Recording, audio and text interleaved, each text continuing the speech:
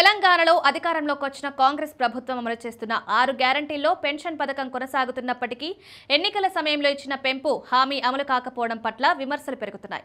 Budget పరిమితులను కారణంగా చూపుతున్న ప్రభుత్వం వాస్తవానికి సామాజిక భద్రతా పథకాలపై నిర్లక్ష్యం చూపుతోందని పింఛన్దారులు భావిస్తున్నారు. ముఖ్యంగా దివ్యాంగుల కోసం ప్రకటించిన సాయం పెంపు ఆలస్యం కావడం అసహనాన్ని కలిగిస్తోంది. ఈ నేపథ్యంలో ఎంఆర్పీఎస్ వ్యవస్థాపకుడు, అధ్యక్షుడు, పద్మశ్రీ అవార్డు గ్రహీత మందకృష్ణ మాదిగ గలం విప్పారు. దివ్యాంగుల పింఛన్లను తక్షణమే పెంచాలని ఆయన డిమాండ్ చేస్తూ సెప్టెంబర్ 9న హైదరాబాద్లో పెద్ద ఎత్తున బహిరంగ సభను నిర్వహించనున్నట్టు ప్రకటించారు.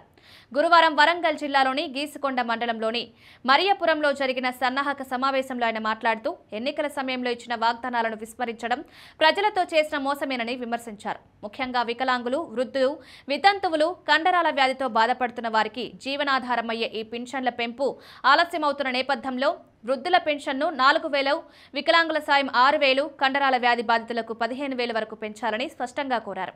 రాష్ట్ర ప్రభుత్వం కేవలం ఆర్థిక ఇబ్బందుల పేరుతో ఈ నిర్ణయాన్ని వాయిదా వేస్తే అది సామాజిక న్యాయానికి విరుద్ధమన్నారు. ఈ సమావేశంలో ఎంఆర్పీఎస్, ఎంఎస్పీ, విహెచ్పీఎస్ రాష్ట్ర నాయకులు కూడా పాల్గొని తమ మద్దతు ప్రకటించారు. సామాజికంగా వెనుకబడిన వర్గాలకు ఆర్థిక భరోసా కల్పించే పెన్షన్ పథకాలు కేవలం రాజకీయ వాగ్దానాలకే పరిమితం కాకుండా నిత్య జీవనంలోనూ అవసరమైన మద్దతు కావాలని నేతలు స్పష్టం చేశారు. 2014లో తెలంగాణ రాష్ట్రం ఏర్పడిన వెంటనే మొదటి ముఖ్యమంత్రి కల్వకుంట్ల చంద్రశేఖరరావు ఆసరా పథకాన్ని ప్రవేశపెట్టారు. సమాజంలోని బలహీన వర్గాలకు, ముఖ్యంగా వృద్ధులు, వితంతువులు, దివ్యాంగులు, గిరిజనులు, హెచ్ఐవి, ఎయిడ్స్ బాధితులకు ఆర్థిక భరోసా కల్పించడం ఈ పథకం ఉద్దేశం. అంతకు ముందు నుంచే పెన్షన్ సౌకర్యం ఉన్నప్పటికీ తక్కువగా లబ్ధి పొందేవారు. ప్రారంభంలో వృద్ధులు, వితంతువులు 200 నుంచి 1,000 రూపాయలు, దివ్యాంగులు నెలకు 500 నుంచి 1,500 వరకు పెంచారు.